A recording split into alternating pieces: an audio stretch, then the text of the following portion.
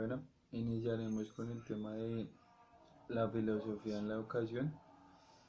Bueno, primero que todo, pues lo que nos referimos de que cuando hablamos de la filosofía en la educación es referirnos a que sin la filosofía, digamos, no podemos siempre realizar las cosas, porque con la filosofía es lo que nos permite ir más allá, profundizar más y realizar como unas reflexiones sobre lo que estamos haciendo o sobre el conocimiento que estamos adquiriendo. Ya basándonos en dos autores que será Zuleta y Sabater, entonces iniciaré con Zuleta. Zuleta lo primero que nos dice es que debemos ser reflexivos y críticos. Él lo hace desde el punto de los sistemas que es educativo, político y económico. Él se centra en sus escritos o en sus libros. Él, él la ayuda mucho sobre la filosofía de la educación, ya que él dice o nos da a entender que el sistema político y económico afecta mucho el educativo. Entonces, con una de las frases que él nos dice es que no debemos formar obreros, sino ciudadanos que sean capaces de evaluar su entorno y que tengan un propósito en la sociedad. Entonces, esto lo que nos quiere decir es que debemos, como dije anteriormente, ir más allá, reflexionar y ser autocríticos. Zuleta también nos dice que el humano debe ser capaz de pensar por sí solo. Entonces, no dejarse como regir por un sistema, sino ser capaz de sacar sus propias conclusiones y reflexiones. Ya basándonos en Sabater, este autor nos da desde otro punto de vista de la educación, desde la escuela, de cómo estamos educando a los niños en la actualidad. Entonces, entonces Sabater nos habla la educación, ento- sobre la educación y que sin la educación y la convivencia no podemos llegar a ser mejores humanos. Otra cosa que nos dice es que debemos aprender a enseñar a los niños y que sin filosofía, pues digamos que no hay educación. ¿Por qué? Porque si nos ponemos a ver desde otro punto de vista, si no le agregamos esa filosofía a lo que es otras materias como matemáticas, geografía, biología, pues es la filosofía lo que nos permite ir más allá y profundizar de por qué hacemos las cosas y el para qué hacemos las cosas. Entonces, eh, entonces esto es lo que nos permite la filosofía, ser reflexivos y a la vez autocríticos y ser crítico ante, ante las cosas que podemos evidenciar. Una de las frases que, que también resaltamos de Sabater es que él nos menciona que el arte de enseñar y aprender consiste en formar fábricas y no almacenes. Así que esta frase yo la relaciono mucho, o ya llegamos a un punto con el otro autor que es Zuleta, que él también dice una frase que dice como la educación no puede ser como una producción de mercancía. Entonces, ya basándonos en estas dos citas, entonces lo que ellos dos nos quieren decir es que no podemos dejar de utilizar la educación, que debemos siempre ir más allá de lo que podemos ver, más allá de lo superficial, del conocimiento que podemos adquirir en un proceso, ya sea académico o por medio de lo que es lo empírico o, o otras cosas. Entonces, básicamente, esto es lo que nos quieren dar a entender estos dos autores. Bueno, el día de hoy voy a hablar sobre el texto de La filosofía en la educación por Octavio Fulat-Genis de la Universidad Autónoma de Barcelona. Bueno, la verdad que hay dos discursos sobre la educación. Uno que realmente habla sobre que se olvida la práctica educativa. Sí, realmente pues deja todas las partes epistemológicas a un lado. La otra, él habla que se manejan tres saberes, que es la teoría de la educación, pedagogía fundamental y filosofía de la educación. Lo que es la teoría de la educación y la pedagogía fundamental llevan a crear la filosofía de la educación. A lo largo de lo que voy a hablar, se desarrollan esos tres ejes. Habla de que la educación es una actividad compleja. Es, son acciones como ideas, sentimientos, objetos, instituciones y hasta la bioquímica. Hasta, sí, la bioquímica. El problema es la relación acción y pensamiento, ya que pues muchas veces pensamos muchas cosas y no las accionamos o accionamos pero no con el criterio del pensamiento, ¿sí? Entonces, cita a Durkheim que dice, la acción ejercida por las generaciones es débilmente socializada. ¿Qué quiere decir esto? Que muchas veces las acciones que hacemos o los pensamientos que llevamos a cabo, pocas veces las explicamos o las socializamos con nuestros semejantes, ¿sí? Entonces, él habla sobre la razón que la divide en dos, la analítica y la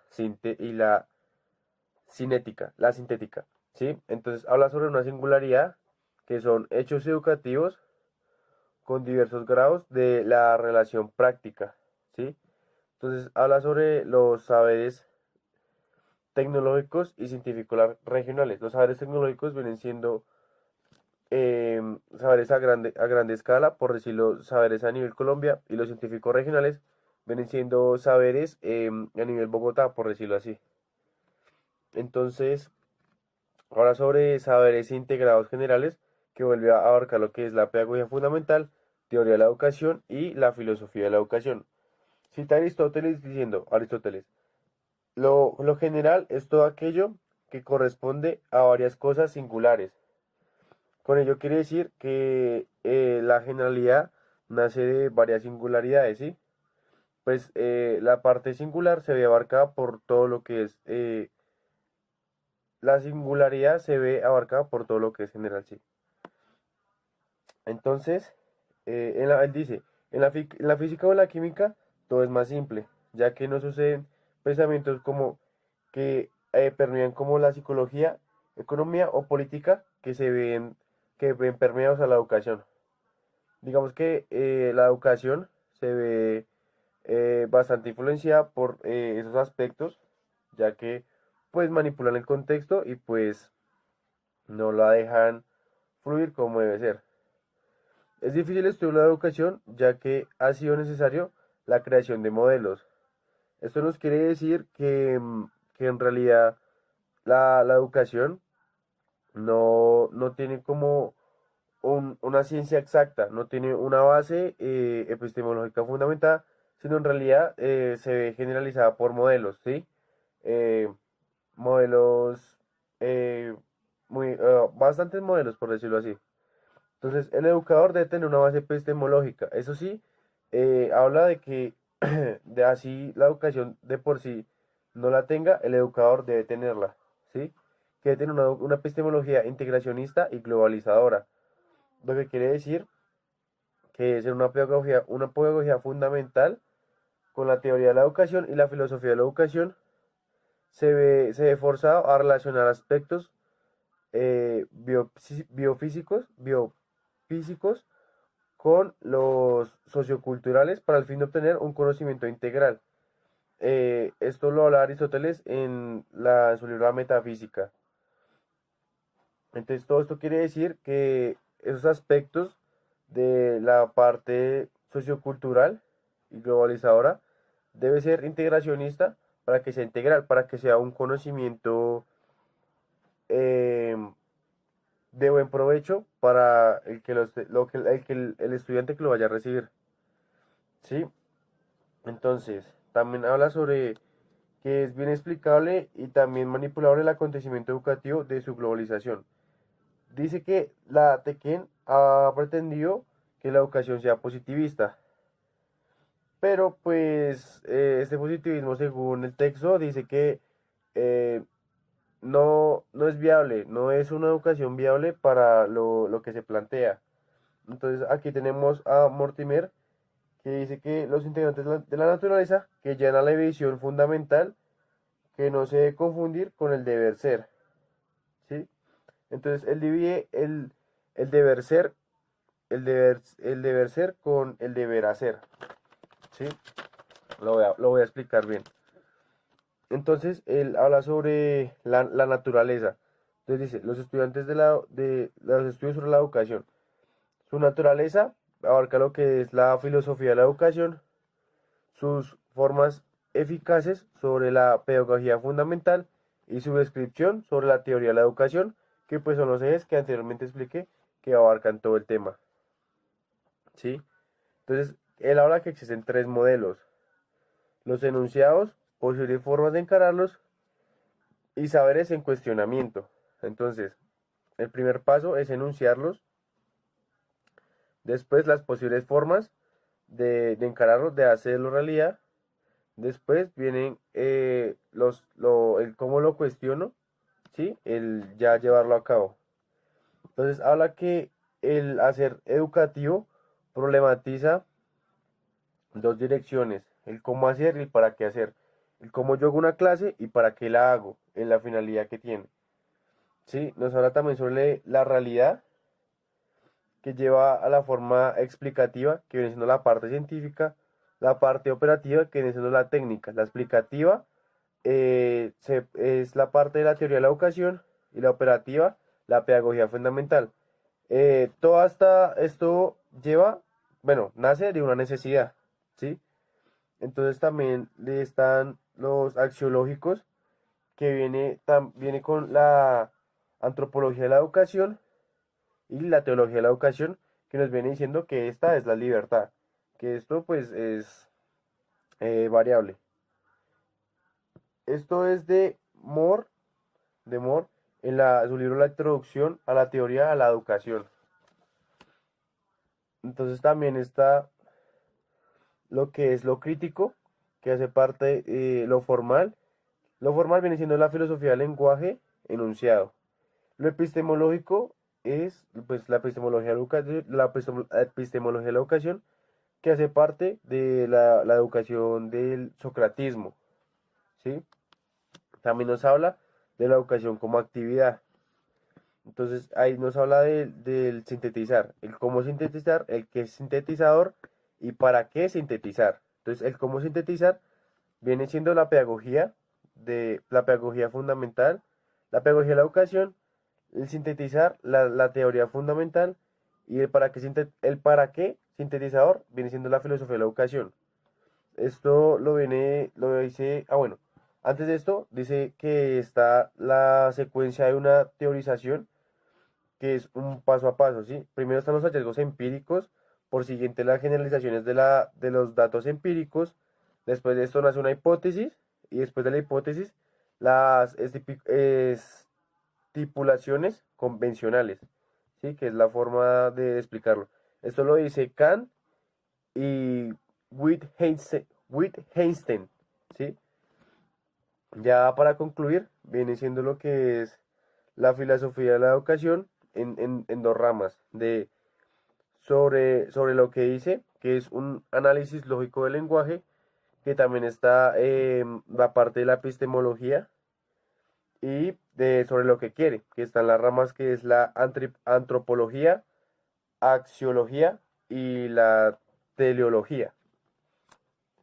Bien, en tercera medida vamos a tocar el tema o vamos a ahondar sobre el pensamiento de René Descartes.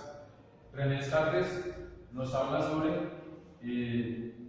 la educación cartesiana. ¿Sí? La educación cartesiana, lo que él plantea básicamente es que el fin de la educación debe ser llevada hacia el ser humano. ¿Sí? ¿Por qué?